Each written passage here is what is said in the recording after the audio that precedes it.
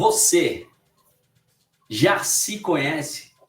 Hoje eu vou falar para vocês sobre uma parte importante e acredito que tem que ser a primeira trabalhada se você realmente quer mudar a sua vida financeira, a sua saúde financeira ou alcançar a liberdade financeira. Mas para isso você precisa de um equilíbrio e o primeiro equilíbrio é o emocional. E para que você se identifique com o verdadeiro perfil de uma pessoa de sucesso nas finanças, você precisa começar por você mesmo. Calma, você não entendeu? Mas eu te explico. Na nossa vida toda a gente passa por várias coisas. Nessas experiências, nós teremos felicidades e traumas. E muitas coisas que você passa têm a ver com as finanças.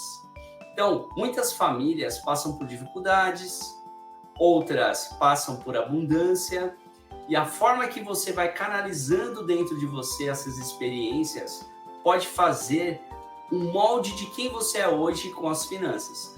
Vamos supor, a pessoa que passa por uma dificuldade, uma escassez de dinheiro, provavelmente quando era criança vai ter problemas quando quiser uma boneca, querer um tênis, querer alguma coisa que outras crianças têm. Geralmente vai ouvir dos pais: não, eu não tenho dinheiro. Você acha que dinheiro nasce em árvore? Como você acha que eu sou dono do banco? Não, então isso vai ter frustrações. E com essas frustrações vai criar traumas. Fora os traumas, você também cria essas crenças, né? Você começa a acreditar que você não pode ter as coisas e isso faz com que futuramente você não gaste com você vai poder gastar com seu filho, com presente com outras pessoas, mas você vai ter dificuldade de gastar com você. Outras pessoas canalizam diferente essa escassez. Quando começa a trabalhar na fase adulta, começa a gastar desenfreadamente. Sabe aquelas pessoas que têm 10 cintos, 20 tênis, sai gastando em roupa, embalada, nunca está com dinheiro, cheio de dívida? Justamente isso pode ser um trauma da escassez, ou seja, falta de dinheiro lá atrás. Então nós precisamos voltar para trás para entender o porquê a gente age dessa forma agora. Outro perfil também é aquela pessoa que teve em abundância, nunca entendeu o valor do dinheiro. Os pais dão de tudo que pede vai lá e tudo bem, mas não explica o porquê, as finanças em casa, e automaticamente essa criança, ela cresce e vira um adulto descontrolado. Ele gasta mesmo porque acredita que sempre vai ter alguém nas costas dele ajudando. Então ele não dá valor, ele não tem esse senso de dar valor ao que se faz. Então tudo sempre foi muito fácil, certo? Então tudo isso pode acontecer e trazer essas crenças, que é como a família enxergava o dinheiro, e também pode trazer traumas de coisas que você gostaria de ter e não teve, trazendo essas frustrações. Então, dentre essas crenças limitantes e esses traumas, traz pessoas que são altamente conservadoras, que são os poupadores, Eles vão lá, poupam e não quer arriscar em nada, não quer arriscar em investimento, tem medo, tudo tem medo, a pessoa travada. Mas tem também aquelas pessoas descontroladas, que saem gastando tudo, muitas vezes houve aquele charge que todo mundo fala, dinheiro é a raiz de todo mal. Bom, se desde criança eu ouvi dinheiro é a raiz de todo mal, automaticamente eu vou querer me livrar dele o mais rápido possível quando ele estiver na minha mão. Então essas pessoas acabam gastando porque não quer que esse dinheiro fique mesmo, porque ele é ruim, ele é mau, então eu preciso me livrar dele. Outras pessoas também pode acontecer da situação de poder social na família ou convivendo o dia a dia com pessoas que cria aquela sensação socialista, porque que isso? Uns têm mais, outros têm pouco. Então a pessoa sempre quer viver ali no mínimo do mínimo do mínimo, não tem as coisas, não tem pretensão de ter as coisas. Por quê? Porque isso está ferindo um princípio. Se ela acredita agora que ter coisas é errado porque outras pessoas não têm, ela não vai querer ter coisas, ela vai querer estar totalmente no baixo, no raso. E ter dinheiro não é um problema, porque o dinheiro é um objeto. Então, o dinheiro, ele apenas é um veículo para você mudar situações, não só na sua família, como nas outras vidas de outras pessoas. Você com mais dinheiro, você consegue muito bem ajudar a África, ajudar outros países necessitados. Hoje, nesse caso agora, no Sul, que aconteceu aquela tragédia, enfim, dá para você fazer muito mais coisas sociais se você tiver mais poder de compra. Então, para que você consiga organizar suas finanças e sair desses problemas todos que te travam para você ser melhor, para você alcançar coisas maiores, e a gente não se detém só em coisas maiores em relação ao dinheiro, porque lembra que eu falei que o dinheiro é um veículo? Então, na verdade, se ele é um veículo, ele vai te levar ao quê? Aos seus sonhos. Isso, o dinheiro ele leva você aos seus sonhos. Porque, na verdade, nada tem a ver com dinheiro, tem a ver com o que você almeja que ele te proporcione.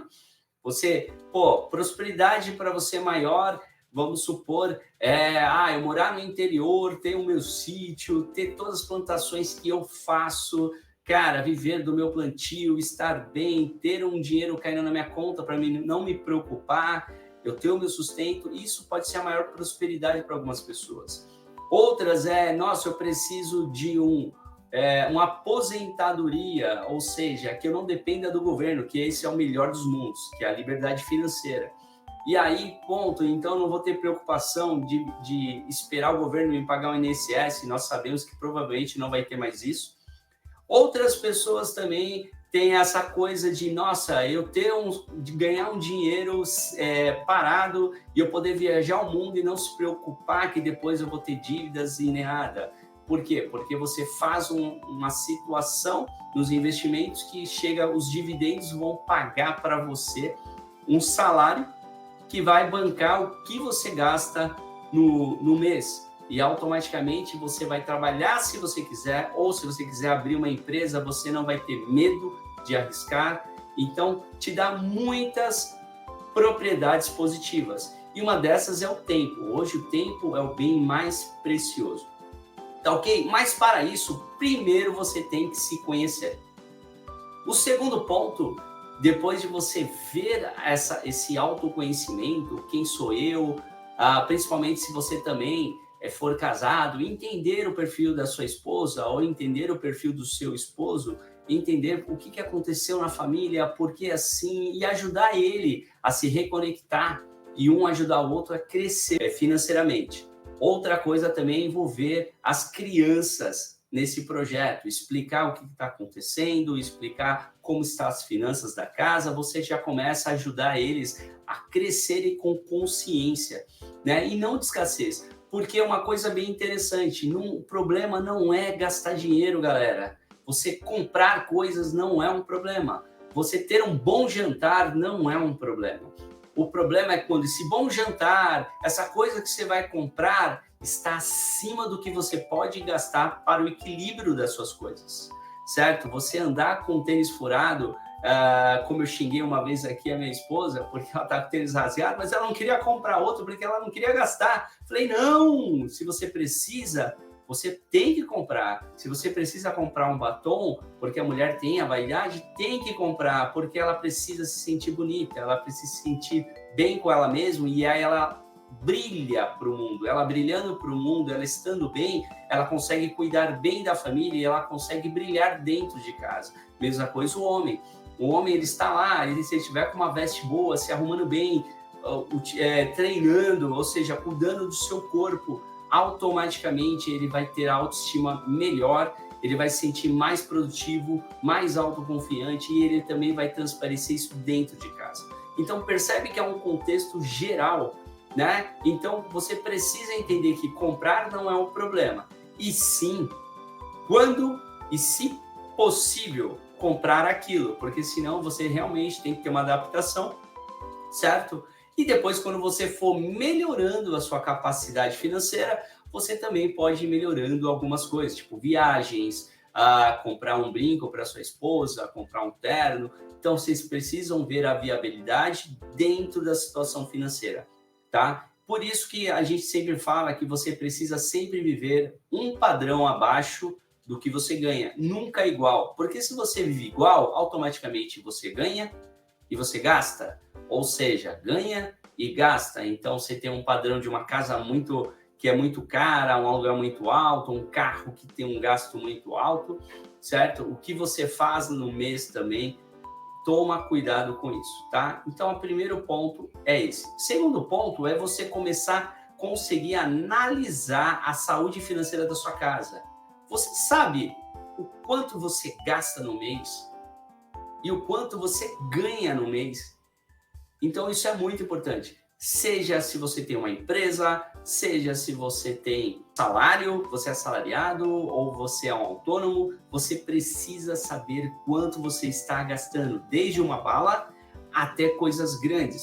Se você colocar no papel e ter um controle mensal do que você gasta e do que você ganha, você consegue entender o quê? O primeiro ponto, saber como estão as minhas finanças. Outra coisa importante é você não pode ter a chamada traição financeira. Esconder a coisa do quê?